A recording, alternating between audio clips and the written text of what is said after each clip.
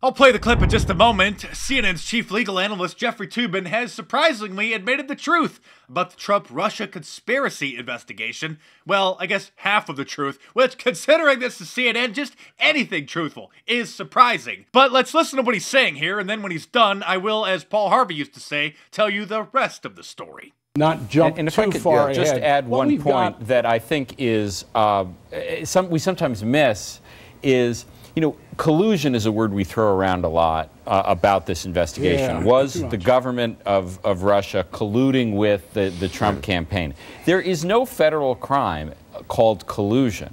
It's not even clear that it's illegal for there to be some sort of coordination. It would be outrageous, it would be improper, it would be a violation of our traditions, but it is not clear that that's a federal crime, and I think that's one of the peculiarities of this federal investigation, that it is aimed at disclosing something that may itself not be a federal crime. And I can't even believe that he just admitted that, which is what normal people have been saying for months, including liberal Alan Dershowitz, who is a Harvard law professor. Maybe Jeffrey Toobin has finally decided to be a lawyer again, instead of just an anti-Trump kook CNN contributor. But like I said, he's only admitted half of the truth. The real heart of the matter is, if collusion isn't the crime, which it's not, and of course there wasn't any collusion, then why are they even having this investigation to begin with? The answer is that this investigation was an excuse for what's called investigatory creep, where they used the excuse of investigating this Trump-Russia collusion, which again isn't even a crime even if it did happen, to then try to find other unrelated possible crimes. And it looks like what may happen here is that President Trump's former campaign manager, Paul Manafort,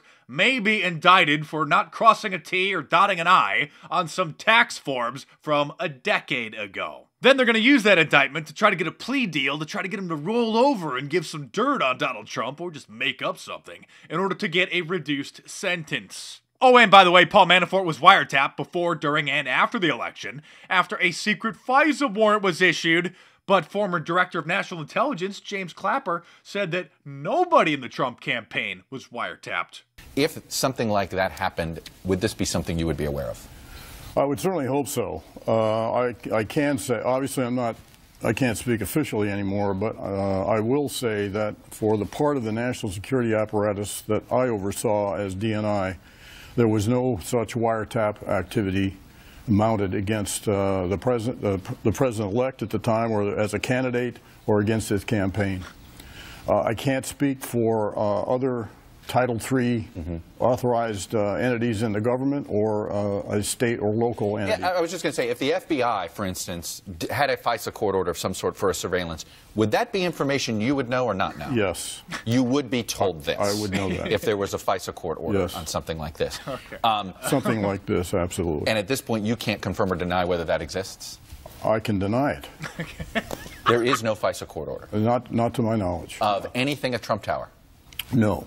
Oh, by the way, guess where Paul Manafort lives? He lives in Trump Tower. He's got an apartment there. This, of course, is just one of the millions of reasons we call NBC nothing but crap and total fake news. I'm Mark Dice. Thanks for watching. Subscribe to my channel if you're new and check back here every day for new reports. I hope you'll check out my online store. Check the link in the description below, where you get all sorts of cool t-shirts. Your purchase helps keep this channel going. So thanks for your support, guys. Stay tuned, and I'll see you tomorrow.